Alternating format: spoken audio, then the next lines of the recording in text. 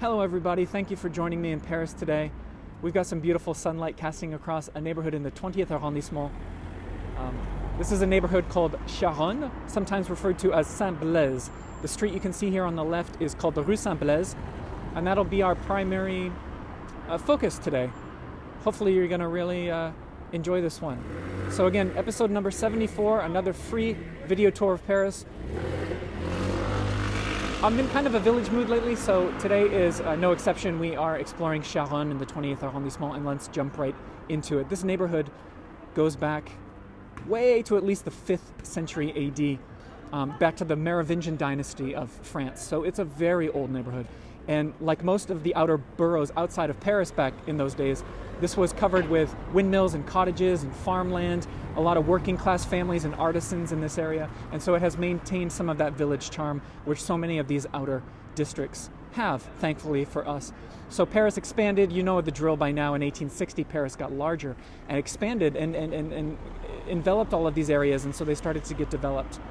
This square here, as we get a little bit closer, and I'll explain these statues that we see, this is called the Place des Grès. Grès is a word for sandstone. They used to ship in sandstone from the east, from Fontainebleau, where the chateau famously is, and they would bring in sandstone here where there would be factories that would make cobblestones out of the sandstone. Most of the cobblestones that made up Paris for hundreds of years were created in factories and whatnot in this area. So this is called Place des Grès, named after the sandstone. Right here, in medieval times, in the center of this, because this was such a hub of activity in the Charonne village, there used to be what they call a poteau de justice, or a justice pole, that would extend up here. And if you committed a crime, if you committed a sin, you would be attached to that pole, or you'd have to stand here in the center of town and be humiliated by your neighbors and to repent for your sins and whatnot. So that was what the square was originally designed for. And there was probably a medieval fountain, but today there's a very modern fountain from 1992, as you can see, ultra modern. From what I understand, this is meant to represent a man and a woman. I believe the woman would be on the right-hand side. And the water, this is a working fountain. Oh, the sunlight is just fantastic.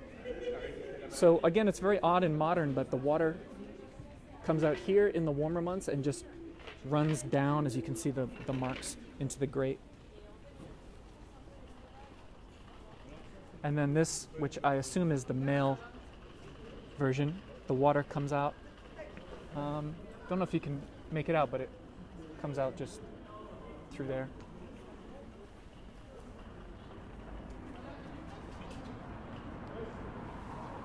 So that's how they were doing Parisian fountains in 1992. And isn't this a lovely little square, the Place des Grès? With this, even in the dead of winter, in the middle of January, we've got some beautiful lush foliage. And then this, our primary focus today, is going to be the Rue Saint-Blaise. Because he entered there. And you can see, what I love about this street, the Rue Saint-Blaise, is that that church at the top of this cobblestone alley. It's fantastic.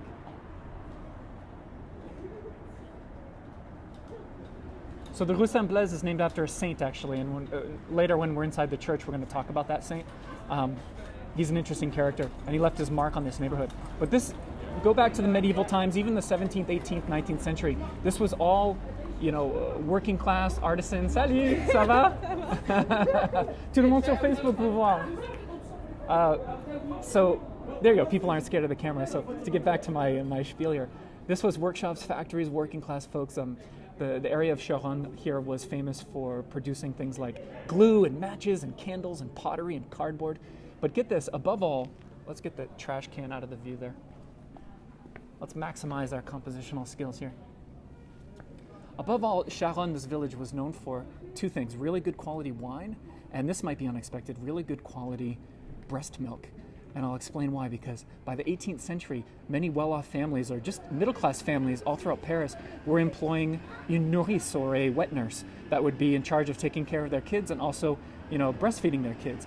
And it was so widespread in the 18th century that in the year 1780, all babies born in Paris, only 5% of them were fed by their mother's milk.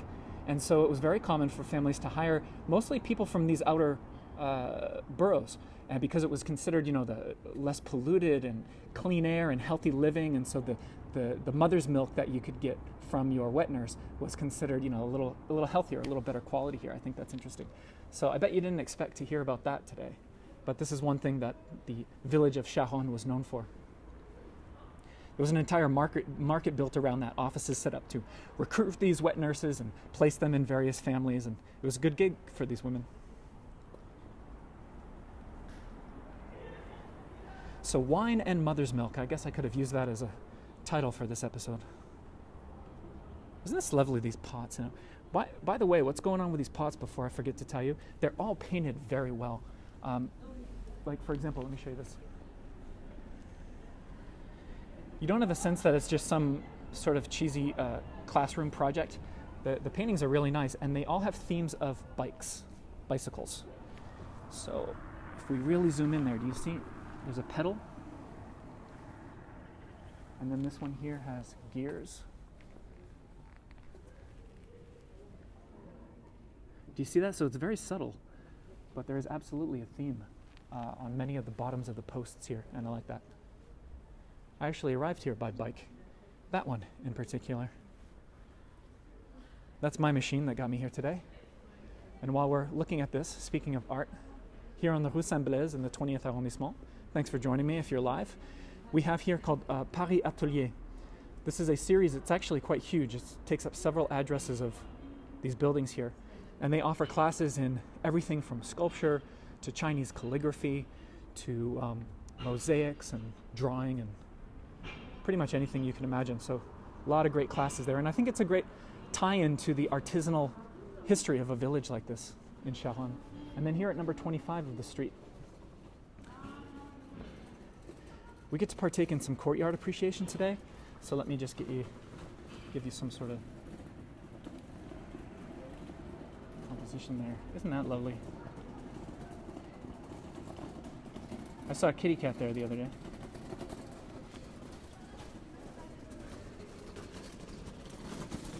Someone just laughed at my cheesy classroom project. Yeah, I don't know. The quality of the paintings is a little more than you see sometimes. The quality is a little bit more up there. Like, look at this. Let me zoom in on this. Look at that. Love it.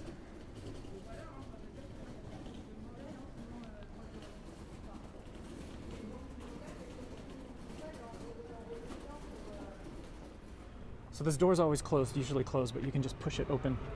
It's not locked. And you can at least get to the gate.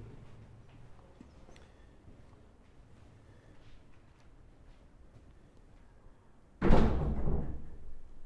there's a whole little universe back there.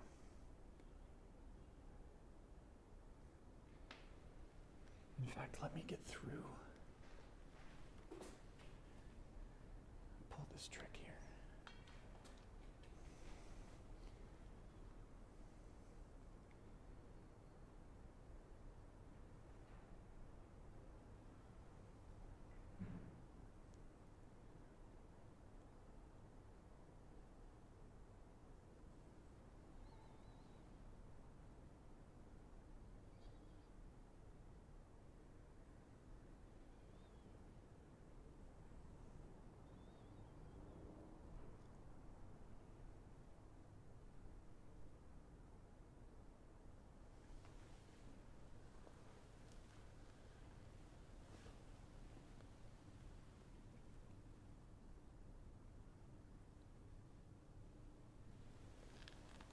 So I didn't want you all to miss that moment.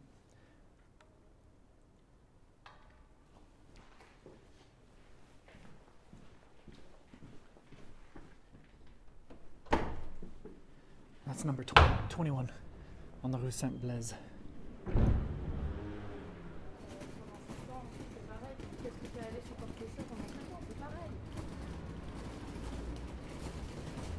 Missy says she wants that blue bench.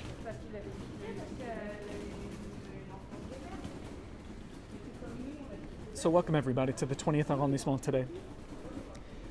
I mean, what street isn't improved by an old medieval church at the top of it? So this is the screenshot that I used to the thumbnail for the episode, and I just want to go into the idea of these cafes and these eateries, these great local spots in the 20th. But first, we're going to take a look at that view, and I want to show you a postcard from around 1900.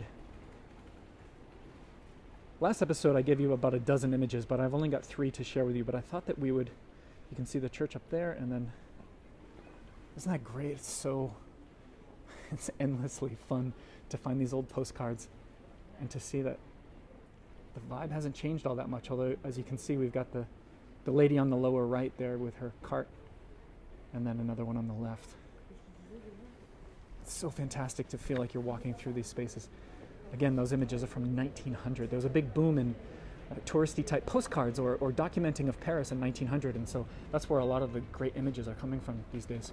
This place right here is called Café Lumiere Paris. Café Lumiere, meaning the Cafe of Light.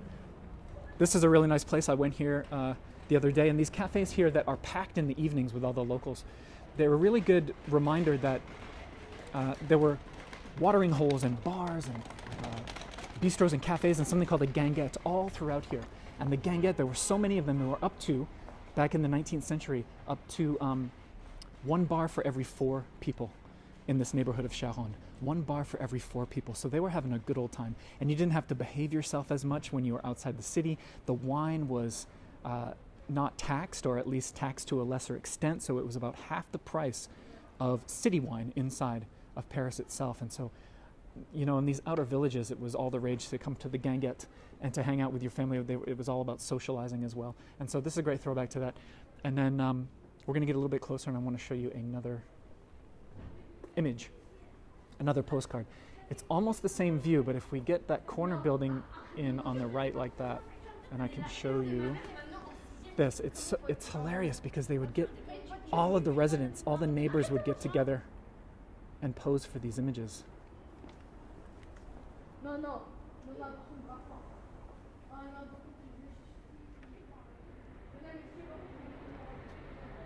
Very charming.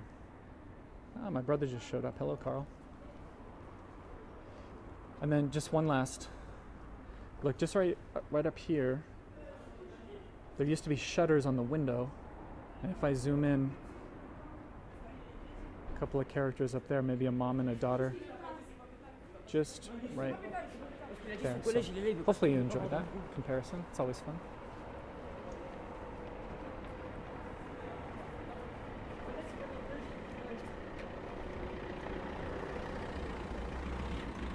As I show you the corner of this Café Lumiere, which pound for pound is my favorite place to hang out on this street on the Rue Saint-Blaise.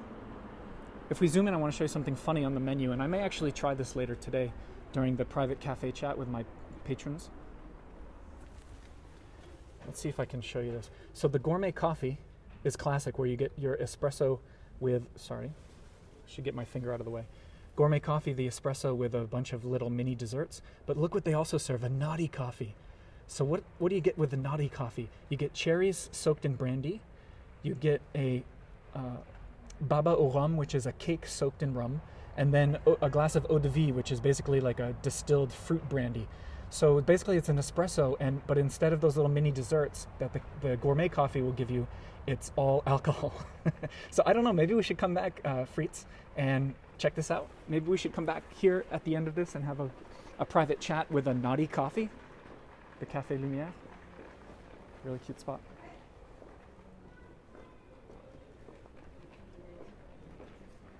Here's a fantastic detail, the way that they would secure the storefronts, right? Nowadays we've got some high-tech electronic gates that come down and whatnot, but this is a leftover from at least the 19th century, if not older.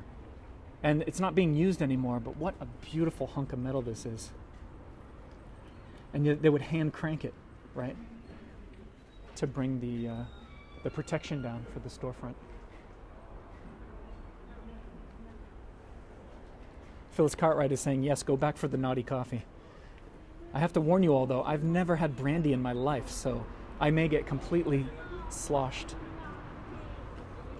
And this is tiny too, but clearly this hunk of iron here was part of that old system as well. Hopefully you find that interesting. I certainly do.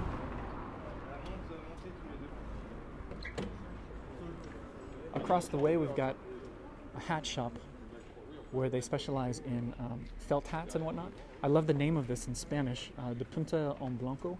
I don't know if my pronunciation's right, but I had to Google translate that, and it means dressed to the nines. Dressed to the nines, dressed impeccably. And what a perfect name for a hat store. I don't want to bother anyone inside, but I'll give you an idea, so if you can make out what's going on in there.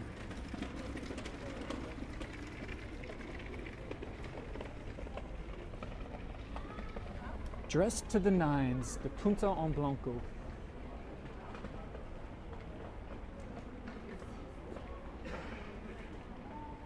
What else do we have here?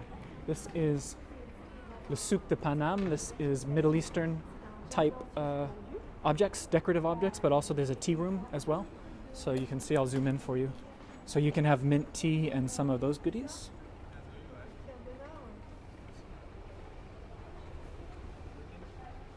Cute little spot.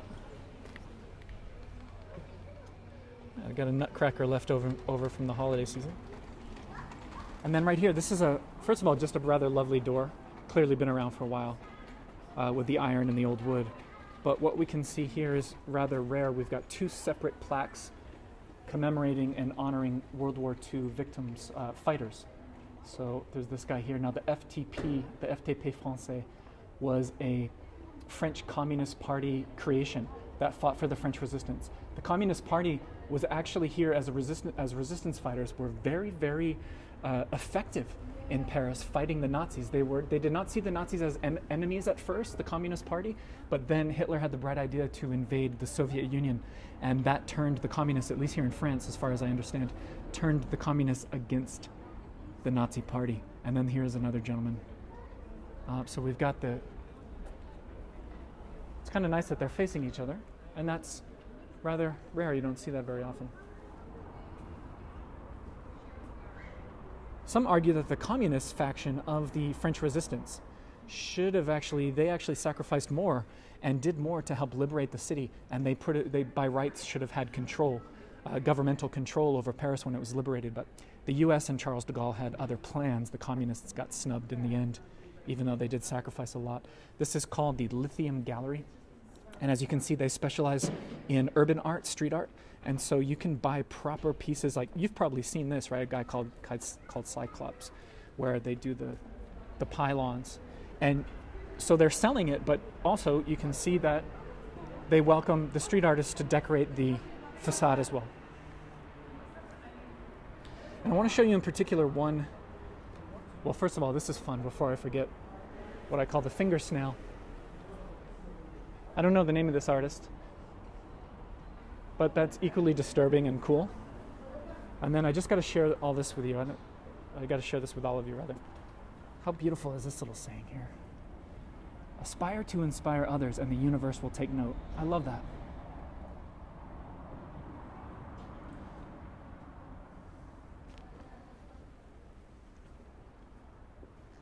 So that's the Lithium Gallery.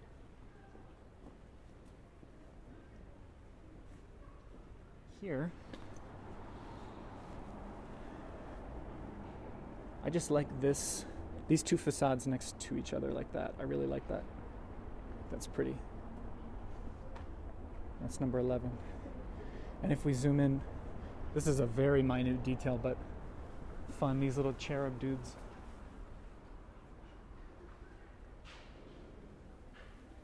Can make that out.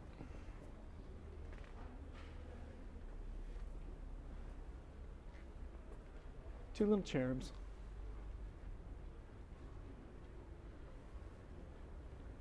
Yeah, Cindy White says, love that mint green. I'm with you, Cindy. I love it. And I just love that you can always throw your gaze back to this. Oh, we're so lucky. I didn't plan it out this way, but the sunlight right at this moment is slapping right against that church. It's beautiful. Here at number 5, this store is open 6 days a week as well.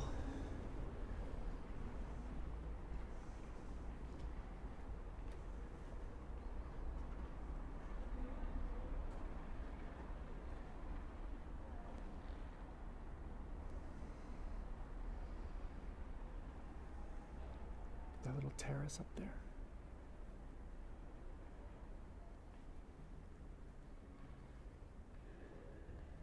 A fountain, lion fountain.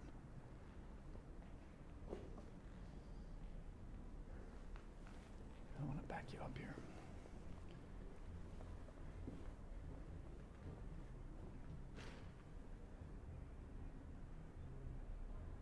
Natalie Hayes says, oh, those little courtyards, I know. Look what's behind me.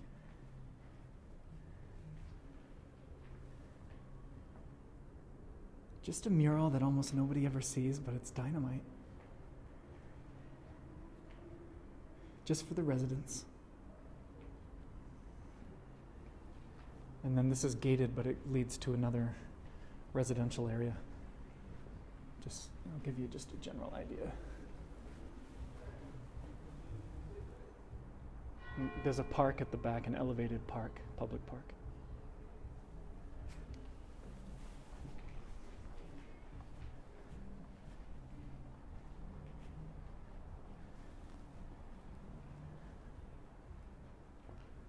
This tree must be spectacular in the summer. Maybe we'll come back here when everything's in bloom. And then just an official hello to the lion fountain.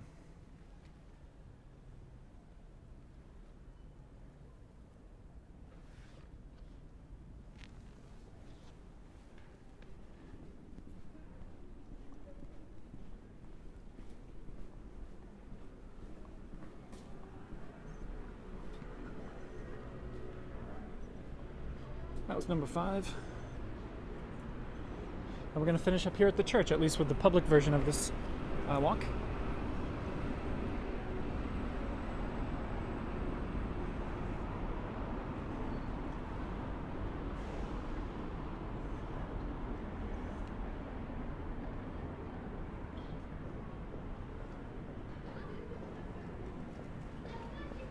Corinne Mateo says, I love how quiet it is. That's the great paradox of Paris. It's considered statistically, by the numbers, if you look at it, it's considered a dense city. Population-wise, it's actually dense, but you wouldn't feel it. You wouldn't know it when you're in these neighborhoods. So we're going to zoom in here. I got the walk signal, so I might as well go. This neighborhood is referred to as Charonne, sometimes Saint-Blaise, but mostly it's the Charonne neighborhood. And this is called Saint-Germain de Charonne. Saint-Germain being Saint-Germain. And we've got several churches in Paris named after Saint-Germain. And the reason he has his name attached to this church in particular, we'll go into with my patrons when we do the private tour extension. If you want to become a member of my Patreon and support me, you can get extensions of these tours and additional content and additional tidbits, which is the idea. Let me take you to the top of this. So this church here is from, most of it, what we see here is from the 15th century, about 1450. That was the same time, to give you some context. 1450 is when Gutenberg famously invented the printing press, and the world started to print books for the first time. That's about when this church was being created. And then from here you get a great view of the street we're just on, the Rue Saint-Blaise. I've got one last image to share with you, again from around the year 1900. Another one of these great postcards flying around Europe and all around the world. If you can make that out. Again, everybody gathered. It was such, photography was so rare and expensive and time consuming. It was an event for these residents, and so they would all gather and stand for, as still as they could for minutes at a time while that very long exposure had to happen. A very slow shutter speed.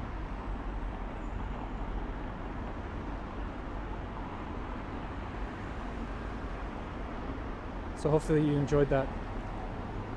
Okay, everybody, 20th arrondissement, Charonne, another one of these charming little villages that, thank goodness, still exist.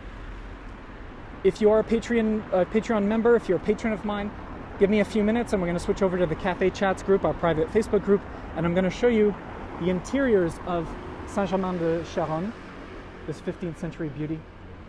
We're going to do a thorough exploration inside, and I'm going to show you some of its treasures. And we're going to explore the cemetery. There's a hidden cemetery tucked away. It's very rare to see such a thing in this town these days.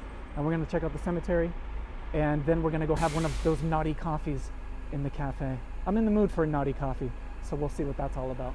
So thank you, everybody. If you're not a patron, then you can catch me next week for another free walk through Paris. And if you can't bring yourself to Paris, I'll keep bringing it to you. I hope you have a lovely rest of your day. And for my patrons, give me a few minutes and I'll see you for the extension of this walk, and we'll figure out what this church is all about. Take care, everybody. Enjoy the rest of your day, and I'll catch you on the next episode. Bye-bye.